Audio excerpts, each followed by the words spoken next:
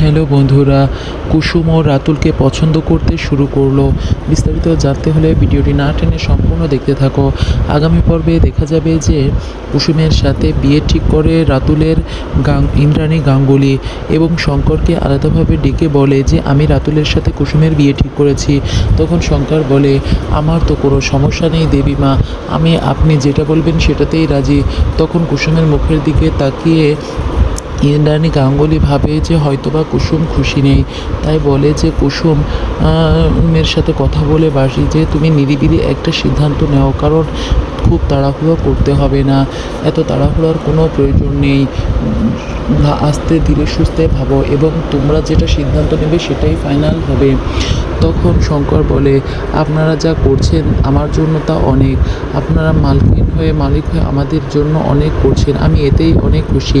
এই ঋণ আমি সারা জীবনও আপনাদের জন্য শোধ করতে পারবো না। তখন কুসুমের সাথে বাড়িতে গিয়ে আলোচনা করে কুসুমের বাবা শঙ্কর। তখন কুসুম বলে আমি এখন বিয়ে করতে চাই না বাবা, তাই বলে কেঁদে দেই।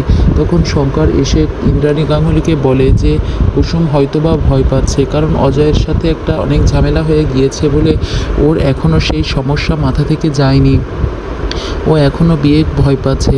তখন আয়ুষ্মান বলে ও এত ভয় পাচ্ছে কেন, রাতুল অনেক ভালো ছেলে। তখন শঙ্কর বলে যে আপনি সিদ্ধান্ত যেটা নিয়েছেন ঠিক আছে, কিন্তু কুসুম হয়তো অজয়ের কথা ভুলতে পারছে না, ওর সাথে যা করেছে, যে অন্যায় করেছে সেগুলো ও চোখের সামনে ভাসছে। তখন কুসুমের কথা ভেবে ইন্দ্রাণী ভাবে যে ওর সাথে ওর সমবয়সী কাউকে কথা বলতে পাঠাতে হবে। তখন আয়ুষ্মানকে বলে যে আয়ুষ্মান তোমাকে যেতে হবে কুসুমের সাথে কথা বলতে এবং ওর সমস্যাটা কোথায় এটা তুমি কথা বলে শুনবে।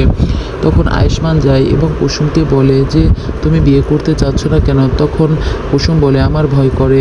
তখন আয়ুষ্মান বলে যে এখানে ভয় কিসের।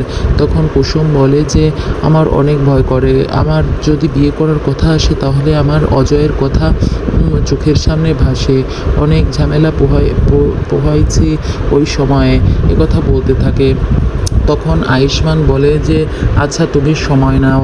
তারপর দেখা যায় রাতুল চলে আসে একটা প্রজেক্টের ব্যাপারে আয়ুষ্মানদের বাড়িতে, এসে বলে যে কী হচ্ছে এখানে।